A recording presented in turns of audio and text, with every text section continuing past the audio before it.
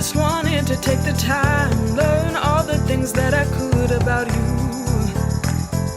Now it's such a mess here. Oh, we are just stressed here. Used to be so easy with you.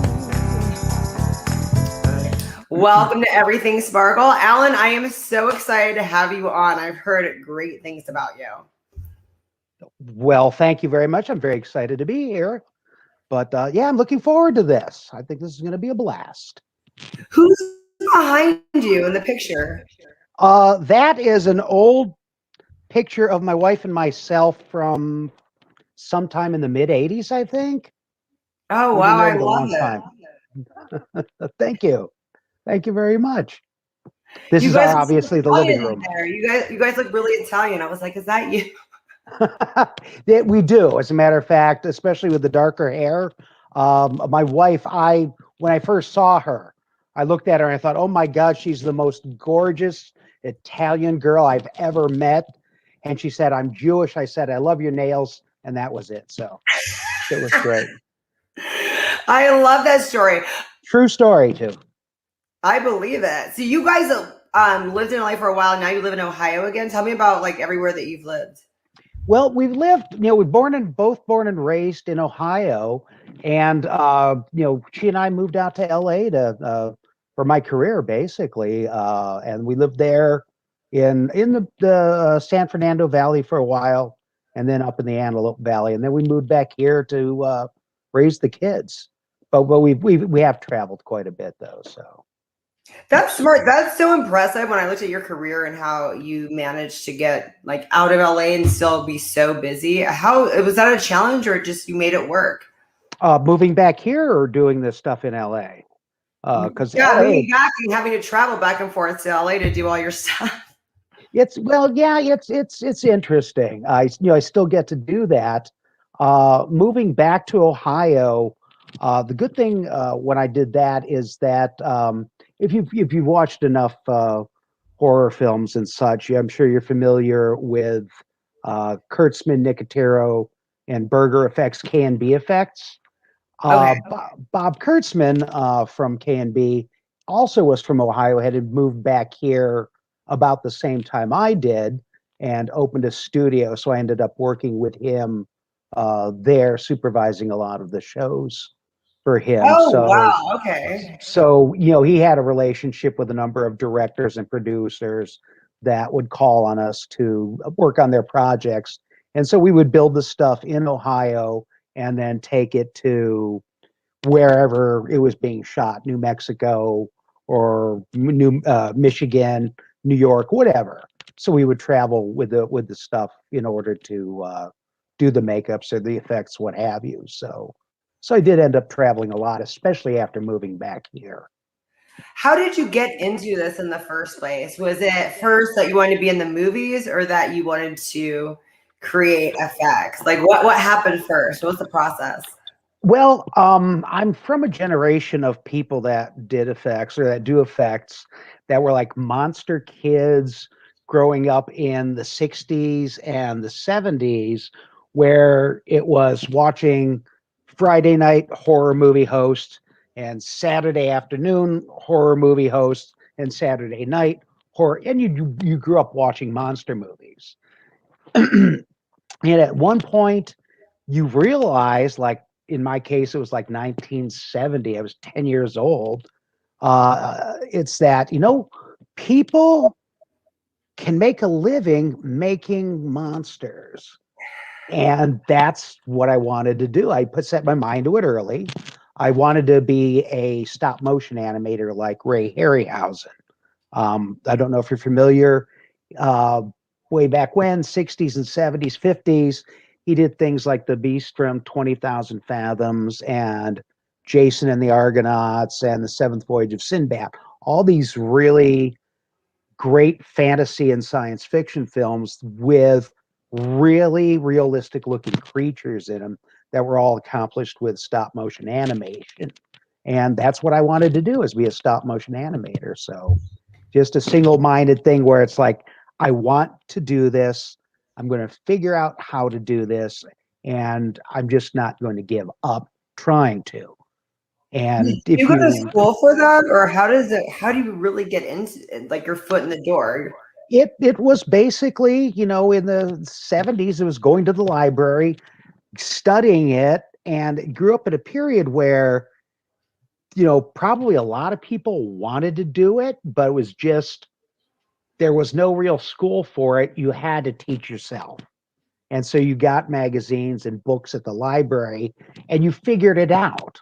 And the ones that tried to figure it out and made some sort of headway are the ones that ended up doing very well in the business because you had to figure out how to do it.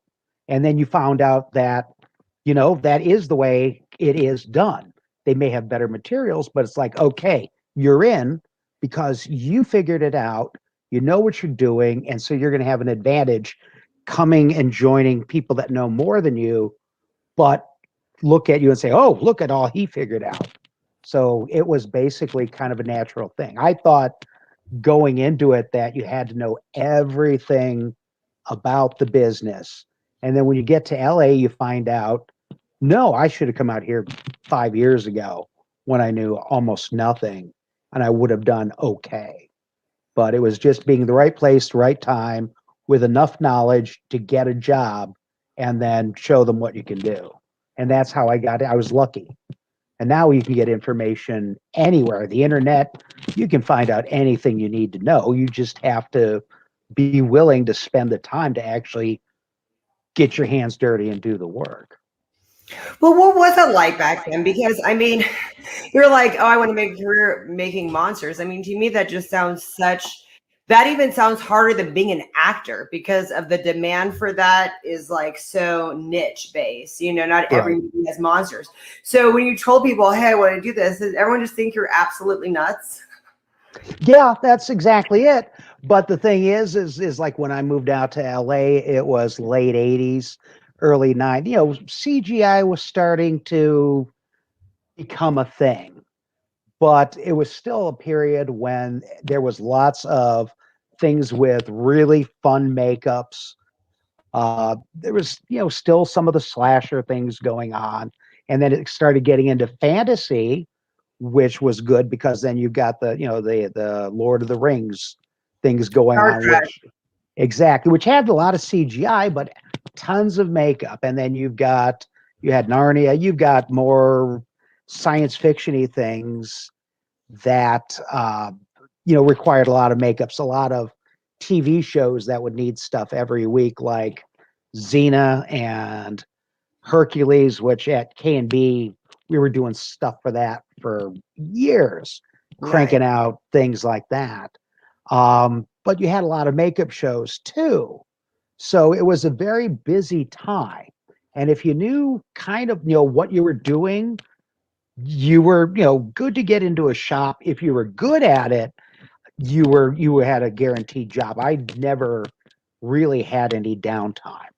So, but going in and being willing to check your ego at the door and say, just to get in here, I'm going to make anything they need. I'll make molds. I'll do whatever. I'll run chemicals. I'll play with fiberglass. You do what you need to do, and you get in, and you have the ability to show them what else you're capable of doing, which is the way to get better and better gigs at the shops when you're working there. Did So, you but have any yeah. role models? Who was like your role model before then? Did you notice different people? I mean, like, yeah, I like their work. I want to copy what they're doing. Well, you observe the work because the best thing is look at the work that they've done and look at your own stuff, and you say, "Yeah, I like that. I like the way, like Steve Wang sculpts and paints and things like that," or you like the way Rick Baker's sculpts look. Looking at the textures and watch how they do it, and you see that, and like I guess the person everybody really wants to emulate is a guy named Dick Smith who's passed away, but he developed a lot of techniques that people ended up using, and he freely gave information away about it. He would tell anybody and everybody, here's a way, here's a chemical to use.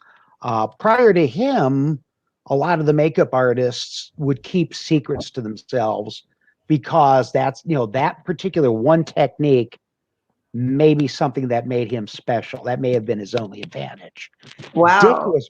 was great at everything, and he just, here's how to make this formula.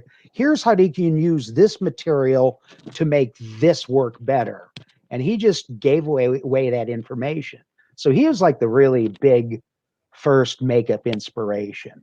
But like I said before that, I wanted to be a stop motion animator. And the stuff I found out about said these puppets are made from latex. And it's just like, well, what? Inside pillow? But then one of the magazines, a fan magazine called Famous Monsters, mentioned that this foam latex that's used for the puppets is also used in makeup appliances. So it's like, looked into makeup books, and then you found out about all these makeup artists and all that. So I went from Ray Harryhausen to Dick Smith, and then from there, just watching the movies, became a fan of a lot of creature work and the people that sculpted them. And fortunately, I've had the opportunity to work with most of those folks, which has been a blessing in my life. So you worked with actually other people that do exactly what you do? Oh yeah, like I said, in California, I worked a lot at that K&B Effects, which and pretty much everybody's freelance. So worked with a lot of different sculptors there, and then end up going and working with Rick Baker, who has got 7 Academy Awards for his makeup, and worked with Stan Winston and worked with Steve Johnson and all these guys that I read about in magazines, and then I'm working with them. And So did they give you good advice? Like, can you call them up and be like, hey, I'm having some issues. I'm having difficulties with this. What should I do? Did you have that kind of relationship with any of them? oh yeah, I mean, you talk to these guys every day. For instance, like Steve Johnson, I was one of the guys that ran his shop for him, or ran his mold shop for him on a couple of projects where, I was answering to the mold boss, making sure everybody's getting their particular assignments done and reassigning stuff to, various new people, and then taking care of my own work. But, every morning we'd have to meet with Steve, and he'd come in there and, smoke a cigarette and drink a Diet Pepsi and bounce a black baseball around. What you guys doing today? That type of stuff. So we have to, have a good relationship with all of them, to tell you the truth. And we, hang around after work and party and stuff like that, and Does it watch get movies and competitive stuff. with who What's gets that? what job? Does it get, when a job pops up, does it get competitive? Like, well, who's going to take this and that? And Well, no, it's just stuff in the shop whenever we're working. For instance, if you're working on a big project where you've got 8 or 10 different big effects in that film, like full mechanical creatures, or one of the projects, Virus, it was all these robotic looking things that were made of both metal and human parts. So you have all these muscles and stuff. So it's like, well, we got to mold these arms and legs, and I want you guys over here to do that. And somebody's got to do this part over here. We got a big sculpture coming in from next door. We got to get that going. I'm going to jump so you on work that. together. You guys work Oh together. yeah. Oh Okay. yeah. On the project. Yeah, there would be sometimes, like in the shop, there might be between 50 and 100 people there working all at the same time. Wow. So, I'm running out of air here. Hold on. That's a lot of work, Alan. Wow. That's just, that's impressive. What was it? That must have been really hard, the deadlines and the time crunch. I mean, I bet sometimes directors didn't know how long some things could take sometimes. Did you get a lot of conflicts like that where you're like, oh, that would take way longer what they had in their mind? That is a problem all the time, really, especially now, even so more recently in the last few years, because in order to get the product out, now that everything is, for the most part, digital, Everything is shot with high def cameras. It's not film. So they're expecting you don't have processing, you don't have that. They're expecting the turnaround on completion to be faster. It used to be all the time you'd shoot a film on film, and 2 years, 2.5 years later, it comes out. Anymore now, it's maybe a year later, and Right. it's done and it's out. So you're getting less and less time to make the stuff. And they're coming to you and they've got these big plans. It's like, well, we want this and we want this and we want this and we want this. And it's like, well, the way that it reads, it's a great big full suit. That's going to take time and cost money. Well, of course, they don't have either one, or not enough to do it properly or the best way. So it's just like, okay, it used to be we would have, a number of months to do something, but still, there's always going to be a problem. They're going to change things. And so then it's like, okay, now we got a problem where they changed their mind after they should have. They really have to be stuck with it, but they don't want to be stuck with it. So, or else they're going to replace it with something digital. So we end up taking it upon ourselves to redo it and put in the extra time in order to meet their requirements, so that hopefully, because whatever, and usually it's a producer who has a name where it's like, they're going to do another film and we want to be the one they call. Right. Because we gave them the one. So you end up doing, and so there you do run into those deadlines. But anymore now, you have to really be gutsy talking with them and say, okay, you want it, but we need 8 weeks to make it, but you're telling me we can have only 4. All right, well, then you can't have it unless you want to pay a lot more, because we have to work more hours and we're not going to be generous with our time. Because anymore, it's like they expect you to work for less money. Oh, wow. Or they figure you want it so badly that it's like you're not going to say no, but you have to. At some point you say, I can't promise you that to deliver that for you. So unless you want to change what your requirements are, or, basically you're going to have to compromise, because I can't ask people to work, 18-hour days when you only want to pay them for 8 hours a day. Yeah, that makes sense. I cannot ask them to spread themselves and make sub-minimum wage because you don't have the money to do it properly. You can't have that then. So you just have to sit down and tell them. And they say, well, somebody else said they can. At that point, I've had to do this and say, well, I'm sorry, good luck with that. If you should happen to change your mind, my standing here, or where I stand. And they've actually, on 1 or 2 occasions, called back a couple days later and said, we know these guys can't do it. What can we do with the time and the money? It's like, okay, let's talk about that.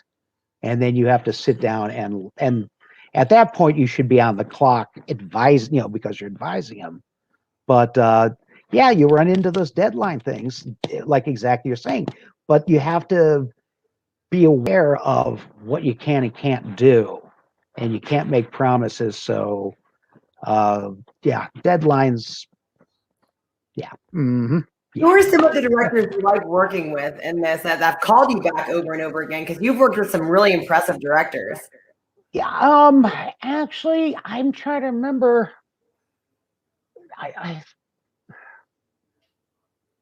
Well, Kevin Smith worked with a couple of times. That was at Creature Core, Bob Kurtzman's Creature Core.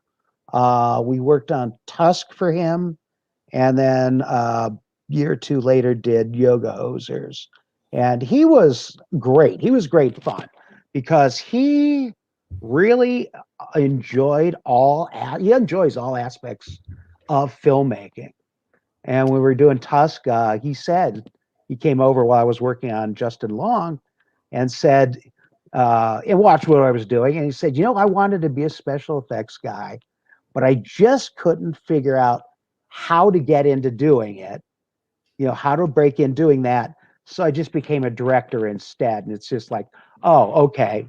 Now that doesn't work because everybody else wants to be a director, not a makeup effects guy. And he says, no, I want to do makeup effects, but directing was easier. It's okay. I'll remember that the next, whenever somebody comes and says, I want to learn how to do special effects makeup, I'll say, become a director. It's easier. Call Kevin Smith. He'll tell you. That is so funny. So I saw you've done some Tarantino work. Tell us about that. Quentin Tarantino was actually a really, really cool guy.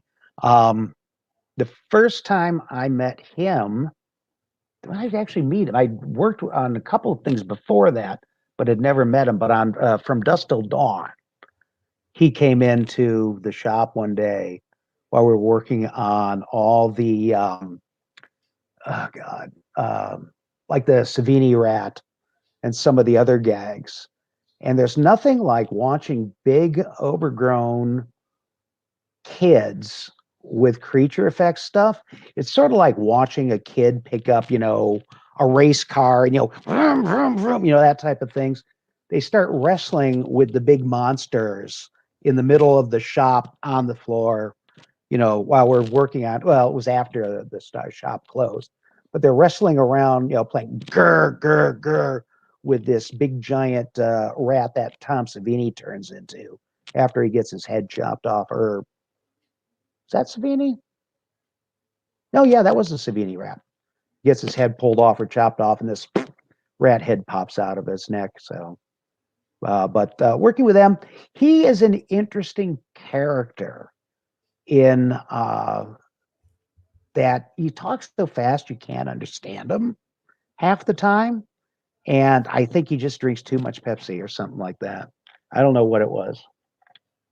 But they're really playing with the props when they come in there. Or is that after the movie? They can't mess with the props, right? Well, that was while we were making them. Bob was with them, and they basically pick them up and start rawr rawr, imagining what it's like working this thing, and they're demonstrating it on each other. And so Bob has got this thing, and he lunges it and grabs Quentin and wrestles him to the floor with it. I mean, basically playing with the big giant foam latex monsters. I mean, it was because that thing was basically, we made a polyfoam version, which is the one they were wrestling with, and then a mechanical one that was all mechanics. That one they can't play with. The other one that gets its head blown off was the one that they were playing with. What's one of the most memorable? So that's a pretty memorable thing. What are some other memorable characters that you've created? The Walrus Manfred Tusk was one of the more bizarre ones. If you haven't seen the film, it is Justin Long responds to an ad. He does a podcast, and he goes and interviews interesting people, and for the most part, he's an asshole, and he makes fun of them. And so he gets captured by a crazy man up in Canada who is basically punishing himself for killing and eating a walrus that saved him after he was in a shipwreck. He was rescued the day he killed and ate his rescuer. So he's trying to, at least in his mind, I guess, gain absolution by turning people into a walrus and then fighting them to the death, hoping that one of them basically kills him so that, I don't know, it frees his soul. So it's a very disturbing film, but it's Justin Long has been deconstructed and reconstructed into a giant walrus made out of the skins of other people that the crazy man Michael Parks has done this to. So if you haven't seen it, I think it's on Netflix. It's one of the more disturbing and bizarre films that Kevin Smith has done. But that was one of the more bizarre characters. I'm trying to think about. Have you ever seen Little Nicky? Yes, I love that movie. That was a fun show. Little Nicky was a fun show with all those mix and match demons, and also what was the other good one? Fun mix and match one. Well, From Dusk Till Dawn was a fun show. Those were great. Didn't you do Kill Bill? One of the Kill Bills? Didn't you work on one of them? The first one, I was making some rigs in the shop and things like that. I didn't get to go to set with that one, but making some rigs for Howard and these guys to take to China with him. Oh, excuse me. That's funny, bringing Little Nicky, because I quote that movie a lot. It's just one of those little silly movies that's just fun to quote. It is fun. It's I'm not my favorite film that what's his face has done. Sandler. Yeah. But I don't know if what was his. I did like. What the hell was that one? You Don't Mess with the Zohan. Oh yeah, Don't Mess with the Zohan. That one I liked. I mean, it was almost as ridiculous, but less ridiculous than Little Nicky, I think. And then what was one of the first like big films that you did when you were like that kind of sealed your spot at like you're the guy to go to? Boy. Probably Christ, I don't know. It could have been on Men in Black 2. I was one of the key painters for one of the really gigantic aliens that was in there. That big thing, it looked like a giant squid that the dog was hiding in. So I was hired to be one of the painters for that. And basically I had to interpret, well, the key painters there, the four of us were asked to interpret this, a piece of Photoshop art as a paint job. And so we all had to do our own interpretation. And I ended up, it's like, oh, this is the one we like, so I had to train the rest of the guys, like four other guys, how to paint this particular alien that was like 65 feet across. It was a huge thing. We were working on that for just painting and putting them together for like 3 months. So, and that was just one alien in that movie. And then I ended up getting to be in the film too. So. Oh, really? What did you do? I was one of the background aliens. And I was working at Rick Baker's shop. He did all those makeups for the film. And so a bunch of us at the shop ended up playing aliens, and I was one of them. And so since we made them all, we ended up giving them names. And somehow I ended up being Schnutz Fat Sack, and had this big giant head with antennas on it that I can only see through the mouth, which actually had a big black piece of netting in, so even then couldn't see anything. And I had on like 3 layers of silk. It was almost like a kimono type of thing, very Japanese looking clothing.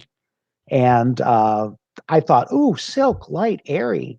No, there's a reason that until they made ballistic nylon, parachutes are made from silk because air doesn't go through it at all.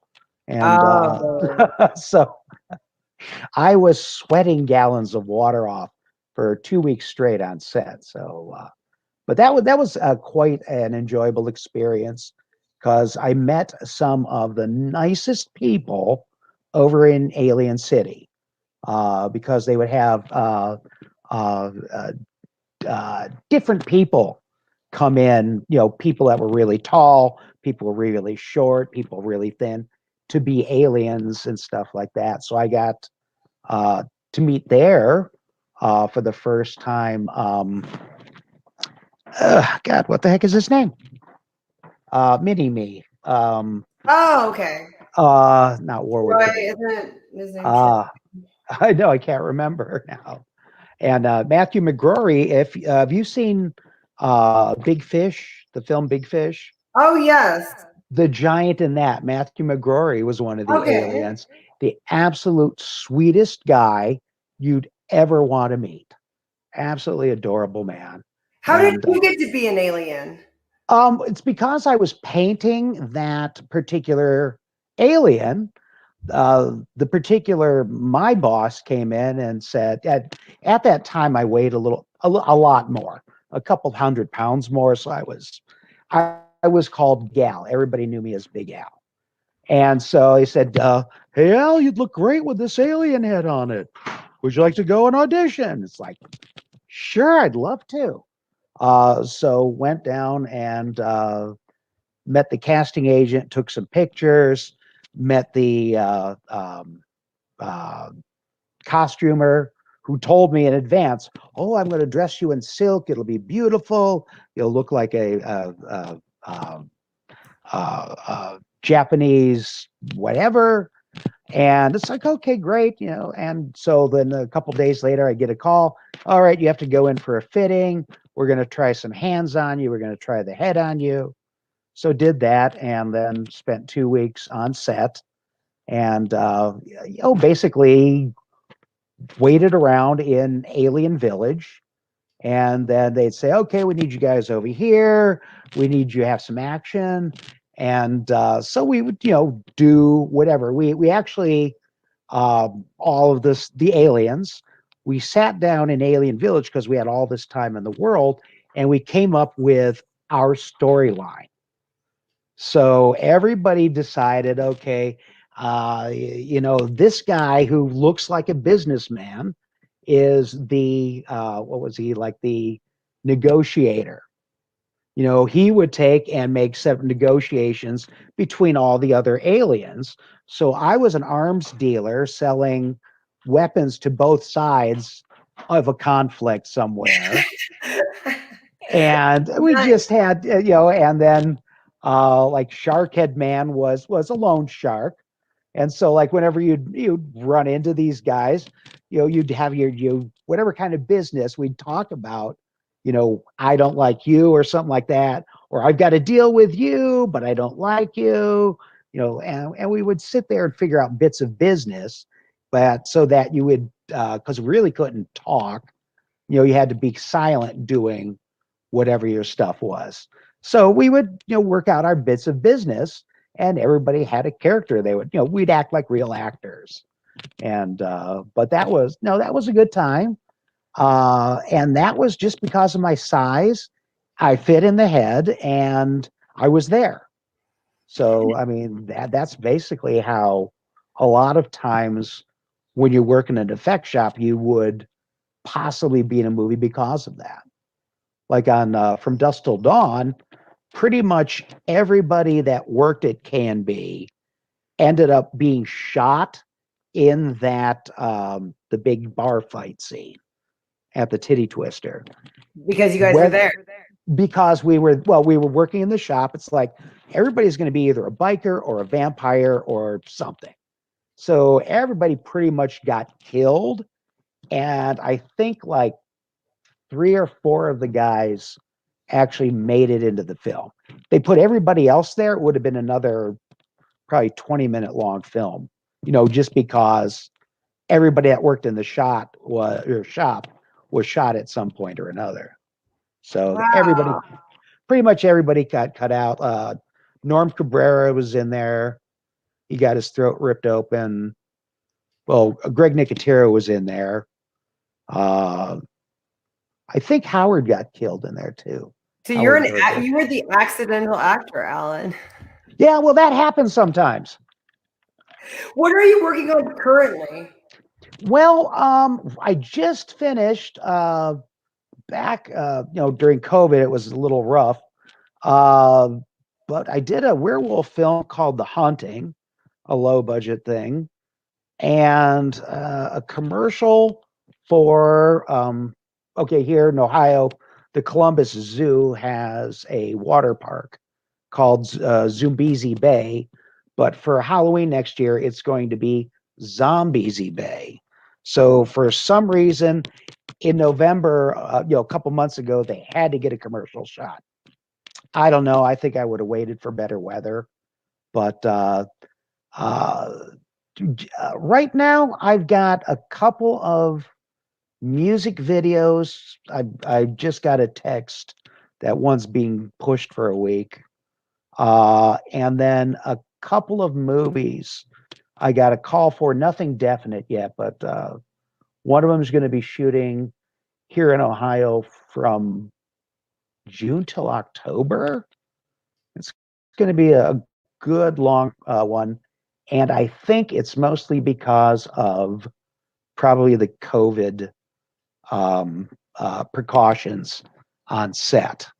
That seems to be the thing that's slowing things down on union sets now. This is so fascinating, Alan. I gotta bring you back like every year and see what's new. I mean, this is just like you're one of the most exciting. I've only had one other costume person before, that was making Right. special effects, but you've been working for so long and seen so many different things. This is just so fascinating. Thank you so much for coming on my show. Well, thank you for having me. I didn't get credit on it, but one of the films that shot in Cleveland about a year and a half ago, Judas and the Black Messiah, I was third makeup artist on that one. So that's one that you can see right now that is up for Best Picture. So are you serious? No, I am dead serious. I love that. Oh my God. And then I saw you did the other Cleveland one, that kidnapping one. What did you do in that film? The Cleveland abduction. Yeah. That one I provided, okay, the pregnancy belly for the gal that gave birth. I guess wrangled the baby she gave birth to, which was a couple of silicone babies.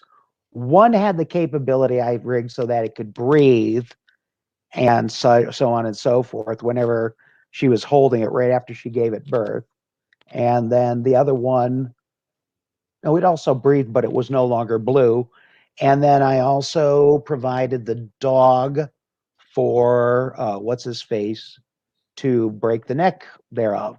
Because of course you don't want to kill an actual live dog. Right. I remember that. That is so crazy. So Alan, that's so cool. You've done some cool stuff. It beats working for a living. If I wasn't doing this, I'd be, I don't know. Right. Flipping burgers and crying to myself that I didn't even try. Thank you so much, Alan. We're going to follow you on your Facebook page, on your Instagram. We're going to follow you on everything and see what you're doing next. Okay, great. I will let you know. Thanks, Alan. Thank you very much. You have a wonderful evening. And thank you for having me.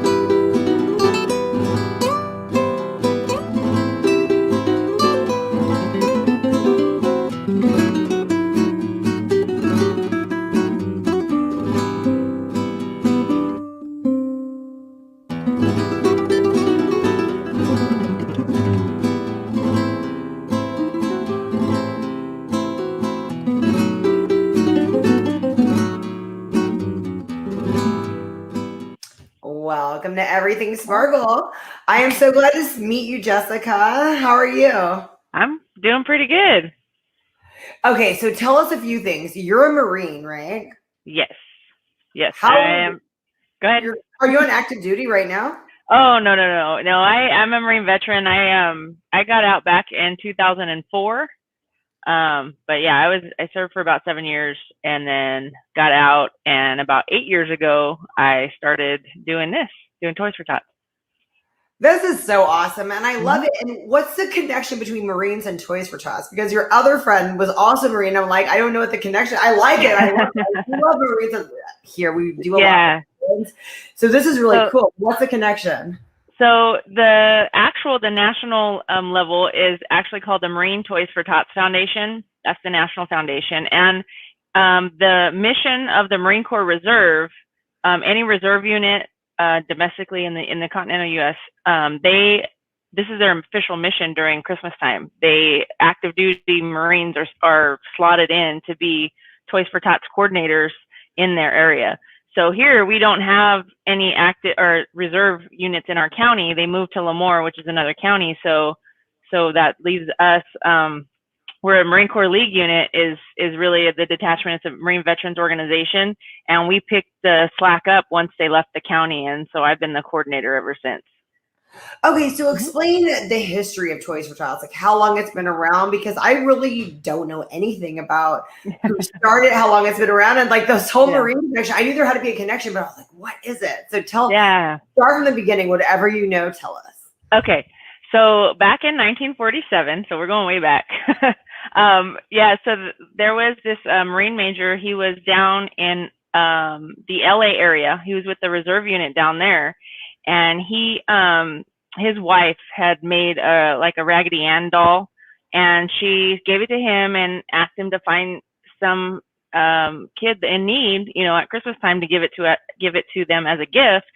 And he couldn't find anybody. He couldn't find an organization and to go give it to. So he and some of his Marines that he had down there in the LA area, they got together and collected about 5,000 toys the following year, and they gave them out to kids in the area that were lower income, less fortunate children in that area.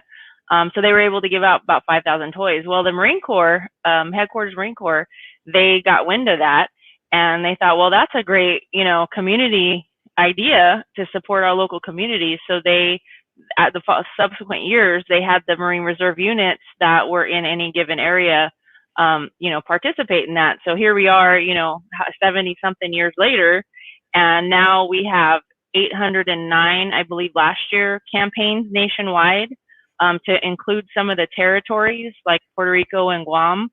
And out of those 800, about 150 or so, I can't remember the exact number, are Marine Reserve units. So all of the other units now are people like me, either veterans or even their civilians. If there's no Marines or Marine Corps League in that area, there's civilians that sign up that just want to get involved with the program, and then they'll collect toys for kids in their local area. That's amazing. Okay, so how can the rest of us get involved? I got involved with you guys because I'm a manager at the 559 in Clovis, and then somehow they wanted to drop off the toy box. We did that. I know some years were not that impressive, but I think this last year was a good year, which I'm excited about. Oh yeah. It's better. we were so happy. Yeah, I felt bad when it wasn't that great, but then this year was awesome. And so how does a normal person that doesn't own a restaurant, tell us both. If you do own a restaurant bar, how can we help? And then if you're just, Joe Blow off the street, how can you help? So there's several different ways. So if somebody has a company, an office, or anything, any kind of business, they can sign up on our website. Usually we tell people to come back after October 1st because our campaign runs from October 1st through Christmas. Okay. So a lot of times, during the summer, we're doing planning, and then we'll purge last year's information. So they go to our website. It's fresno.toysfortots.org, and they just click on the ways to donate or ways to get involved. They can sign up to become a drop-off location, and we'll publish their address and whatever hours that they choose to put on there, and then they can be listed as a drop-off location. So anybody going to the website will see their location and know, okay, I'm going to go there. Other things that they can do is they can hold events, just like this, kind of what you did.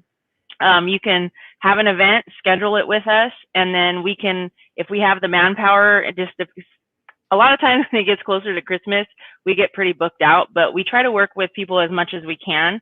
And if we do start doing annual events, you know, it's easier. And that's kind of like what you guys experience. It gets better every year that we start, or every event we have at that location. So we can schedule those, put them on the calendar, and then publish those on the website as well, and be active with our Instagram and Facebook accounts.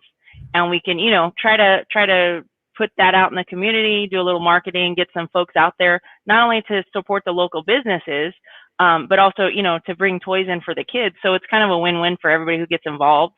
And then any other regular person, right, who wants to donate, again, they can just go to the site and see where the drop-off locations are, see where the events are. They can even donate monetarily online, and it goes directly to the foundation and into our account, so we can spend it locally here. That's perfect. So you don't have to leave your house, and you can still help toys. Exactly. I love it. This is good to know. And so basically, if you were just a regular person, you can do that, or you can go to the drop-off locations that kind of like just give a toy here and there. That'd be fun. Correct. Yeah. And we typically have the first weekend of December. It's the first full weekend out at River Park. We always have our annual marathon weekend. We're there from Friday at 5 a.m. till Sunday at 5 p.m. And we have somebody there 24/7 through that whole weekend. And people it's a drive-through drop-off. They can come by and just drop it off. So it actually worked out this year with COVID. We were afraid that we weren't going to be able to have events. And that's one of our largest events of the year. And so we were able to do it because of the drive-through drop-off. So that worked out really well. So any other events, you know, you might have, we can always arrange that too. If people are not comfortable with coming in to donate, they can always drive-through drop-off too. Oh, that's perfect. And then the kids, do we ever get to see the status of the kids receiving the gifts? I mean, now that we're so digital, you guys like videotape. Right. I want to see the expression on their faces when they get there.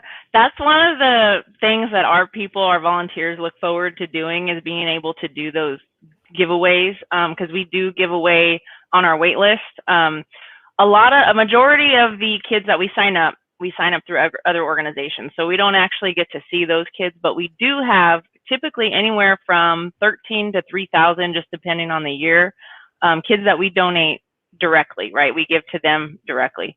So those ones, it just depends though, because some of the families, you know, some of them don't want to put their business out there, and they're kind of shy when it comes to that. You know what I mean? Yeah, we were just able to afford gifts for our kids, so let's just put it. Right. But some of them are okay. They're totally thankful, and so I'll ask them, you know, hey, would you be willing, especially when they start sharing their stories with us, because a lot of them will go up to my staff members and you know, they'll thank them and be very grateful for everything that's happening. And especially this last year, you know, it was pretty insane with the pandemic, and a lot of people were out of work and just struggling. And I know one gal, she was telling me, you know, she had her sister's kids with her. Her sister was in the hospital for several weeks because of COVID. So the kids didn't have anything, you know, and she was super thankful. And I just asked her, hey, if it ever came time where we wanted to interview you or something like that, just to tell your story, would you be willing to do that? And some people are willing, especially in those kind of circumstances where it's out of their control. But I think some people feel bad and they don't want, you know, they're kind of embarrassed sometimes. And so you get kind of both. So I just try to keep in contact with those people that are willing, so that if we do have something like that, you know, we can actually do that. And then sometimes too, when we do our wait list, I mean, if you want to come out there, and we can let them know ahead of time, hey, you know, we're going to have media on site. You know, if you wanted to meet some folks that way, you could do it too. We just kind of let them know ahead of time. So have you ever experienced kind of like what goes around comes around? Because I work with Sherry's Arc, and she helps homeless veterans. That's her cause. That's her charity. Okay. And because, you know, I know a lot of veterans that are just, I don't know if they don't know how to get a hold of the resources or whatever, but they're very. Yeah, that happens a lot. Yeah. So do you see kind of like you're actually helping your own people because you're. Oh yeah, definitely. Yeah, we the Veterans Hospital, they're one of the organizations we give to, you know, and we worked with other like American Legion posts and things like that. Like I'm in different veteran organizations too, but we work not only with them but other posts that I'm not associated with, you know, that will come to us and they'll sign up children too, you know. So yeah, we help anybody who needs help. Will help.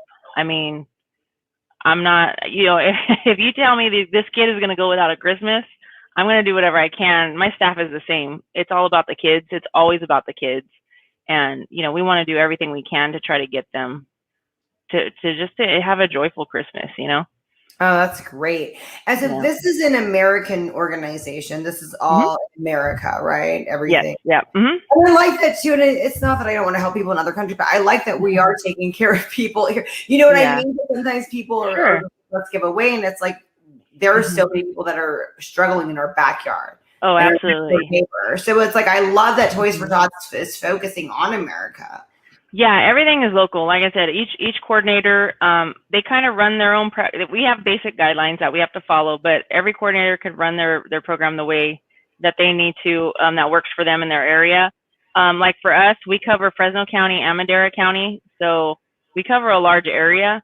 So I know some people, you know, we've gotten complaints about certain things that we have to, you know, guidelines we have to follow and things like that.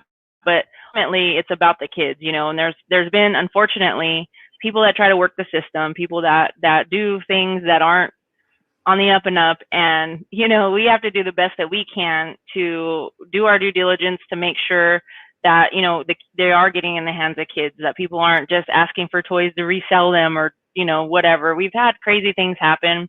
I can only imagine. Right. Yeah. Well, I mean, you can't monitor everybody, but I would think at this point, for the most part, the majority of everything's getting to the right spots. Absolutely. And like I said, everything comes back to the kids.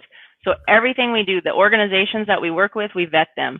You know, the people that we work with, we have certain guidelines they have to follow.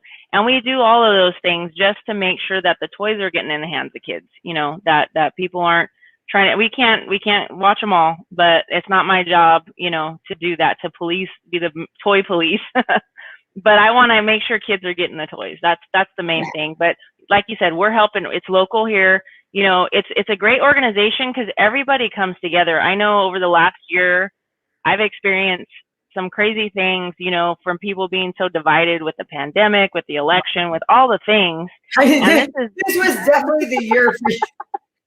Yeah. So, I mean, the one thing about the program is that it brings everybody together. I mean, it's all about the kids, regardless of what side of the fence you're on in any, you know, debate, everybody comes together for the kids. I mean, our program, nobody gets paid from it. We're 100% volunteer Army, right? Oh, I should say volunteer force, right? Because some of my Marines might be like, but yeah. How you guys, the division. You know how it goes. Yeah. But yeah, so we're 100% volunteer, including the foundation staff. They get paid out of an endowment fund. They don't even get paid out of the donations that come in. So anything that's donated locally stays locally. Same thing with online. Everything that's donated online that's designated for Fresno is going to come to our area. That's awesome. Yeah, so everything stays local. And that's why we like to help, you know, the local organizations. Like when, you know, you had the 559 event, that's a local company, right? And they may get an increase in sales by the event that we're having there because people come for Toys for Tots. Well, I think, like I said, it's a win-win. You know, that we get more toys and donations for the kids, and then, you know, you guys end up getting some more business to help support your business there locally. Yeah, I know we were doing like $1 beers if you brought a toy. Mm-hmm. That was it's great. Yeah. No, this is really good. It's good to know. And so it was kind of started by a group of Marines. There was not one person that started Toys for Tots. It was a group. So that is so exciting.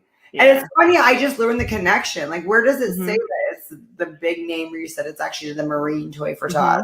Yeah. Is that like, that's what it says like on the official? Yeah. Oh, it's the Marine Toys for Tots Foundation. We fall under the umbrella. So we're just one local campaign under the larger umbrella of the Marine Toys for Tots Foundation.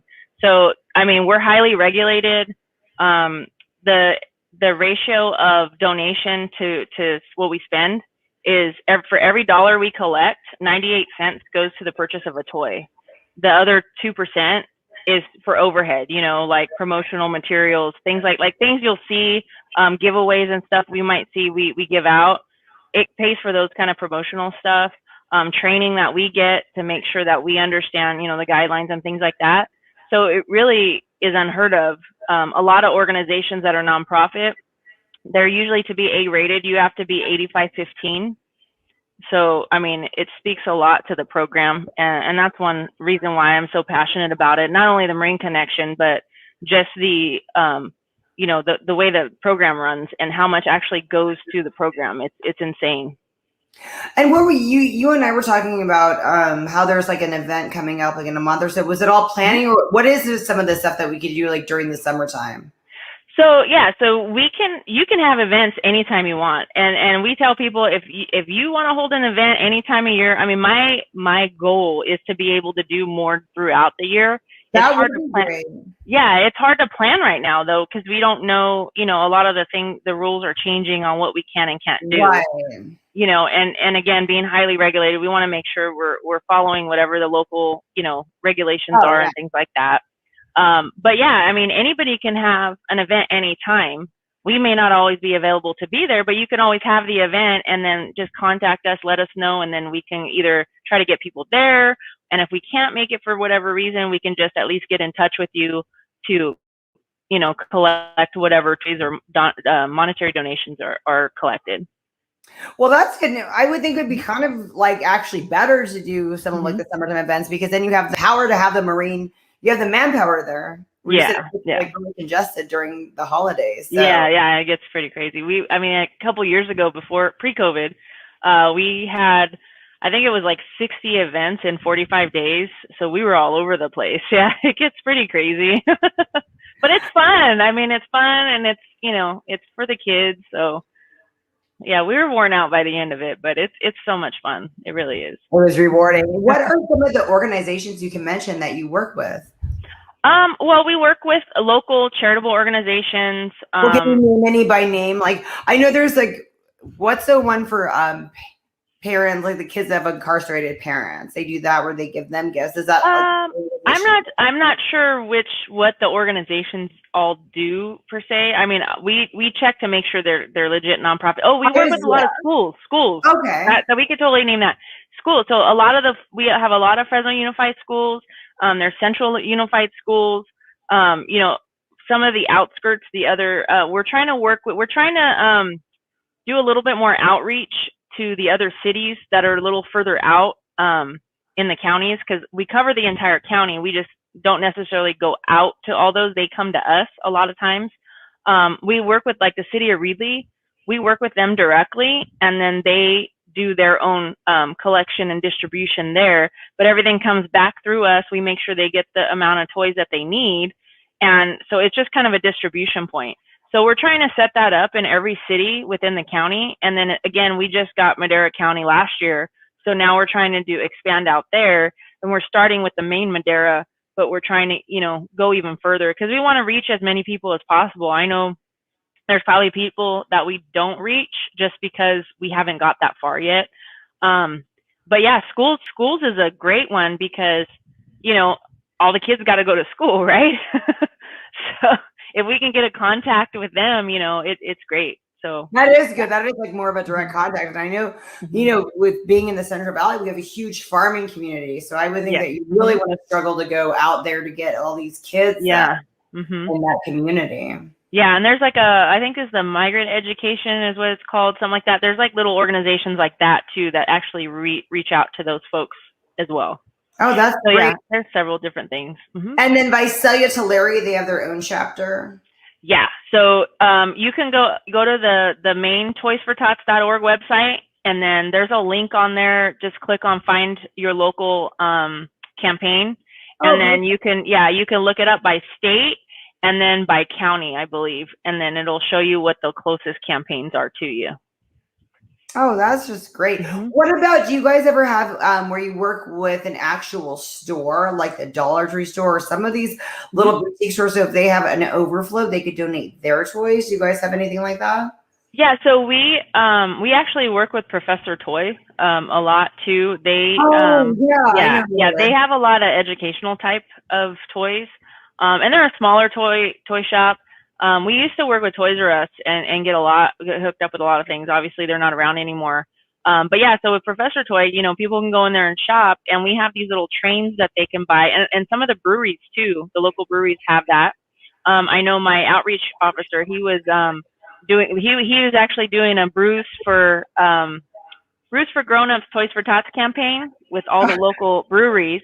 It And works. to set up those trains, and the same thing like at Yeah, we Professor have that Toys. too. We have that. Yeah. At the So they donate whatever to the, and then at the end of that, so with Professor Toy, at the end of that, whatever we end up collecting, they cut us a check back, and then we deposit that so we can spend it. And then, yeah, and then they'll usually give us some kind of discounts, or if we get rewards, we'll end up spending that in the stores. So that's additional money going back to the stores that, we wouldn't have had. So it's pretty cool. I mean, there's a lot of things we can do with local organizations. Just whatever they want to do, we're willing to help and, do what we can to make it work.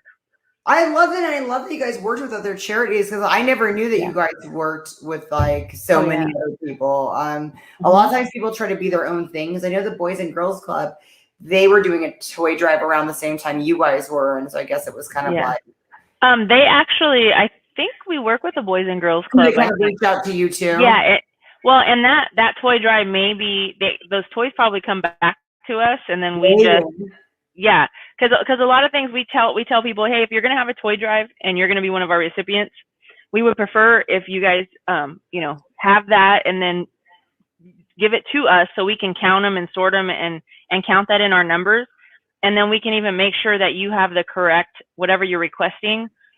We'll guarantee those toys the number of toys you collected, but have them in the correct like age and gender groups, that they work with, and make sure they get the correct. So sometimes they may be collecting them, but they might be short somewhere.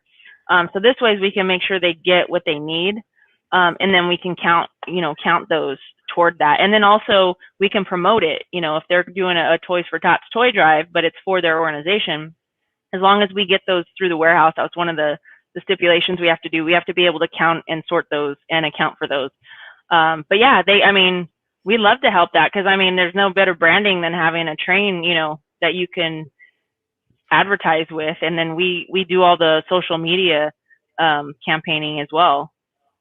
Right. So, yeah. What about our local government? Do you notice that do they get involved as like Jerry Dyer help to some of these like mayors, or have you seen them come together as a community and helping as well?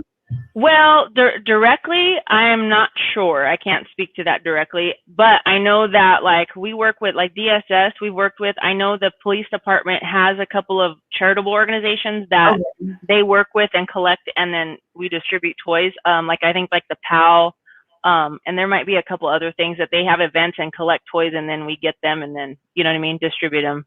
So I know that there are things. I can't speak directly about the elected officials. I just wondered if they were doing, because I know they do a lot for our community. I was just kind of wondering if they ever had events where they were doing stuff for Toys for Tots too. Well, I do know that the city of Fresno, as well as the Board of Supervisors for the county of Fresno, both of them had given us proclamations supporting us during the month of December, officially stating they're supporting our program, and to give, blah blah blah, whatever their local thing is. But I know the county offices, they actually do an internal toy drive.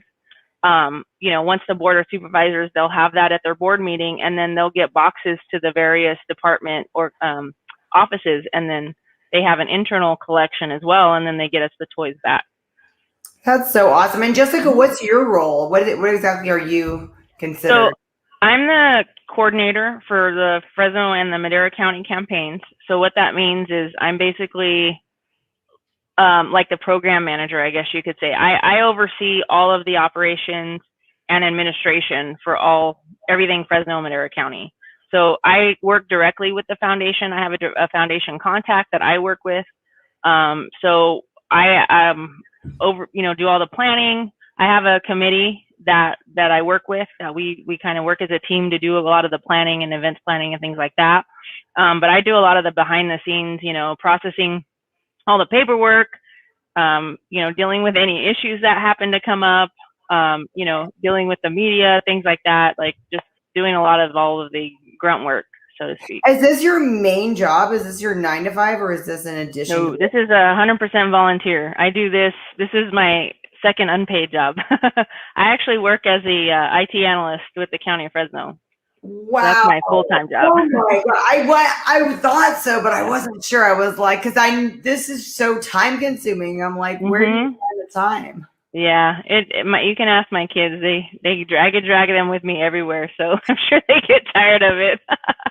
But it really is my passion. Yeah, right, exactly. But I do it because I want to do it. I love doing it, and really, like, ever since I got out of the Marine Corps, like, I even tried to go back in a few years after I got out, because there's something missing, and it's really that connection that you get with other Marines. And a lot of the Marines that I work with, are veterans, and it's just that connection and that camaraderie that comes with that. So that really fills that kind of thing that was missing from before, being out. And I know a lot of the other people that I work with, we've had a few Marines that have had hard times, coming, readjusting to civilian life and things like that. And I know a couple in particular that experience PTSD and have told me directly that this helps them tremendously, giving them something to focus on, giving them a mission to accomplish, and it's helping kids. So it's, it's all good. It's all positive. And it really does help them a lot as well. So, we're out here, Marines helping Marines. I love that. Oh my gosh, this is so great. Thank you so much for coming on my show, Jessica. I think watching her just getting all this knowledge of like how awesome this is. And we're gonna make this a great Christmas this year for you guys. That's the goal. Oh, I hope so. Yeah. And definitely anything you guys can do or we can do for you, we can get things going, start doing other annual events. I have lots of ideas. It's just a matter of, letting me loose to do the things. Thank you so much, Jessica. Yeah, no problem. All right. Thank you. Felt right in the moment, felt right in the summertime. It felt right drinking cherry wine with you. Just wanted to own it, just wanted to take the time, learn all the things that I could about you. Now it's such a mess here. Oh, we are just stressed here. Used to be so easy with you. Now I must confess here. Oh, I must confess, dear. Don't think I'm in love with you. Winter is coming and I don't know what to do. And there's no more use in running, no more running to you. And I don't want your loving, I don't wanna be just friends, knowing all this time we were playing pretend, playing pretend.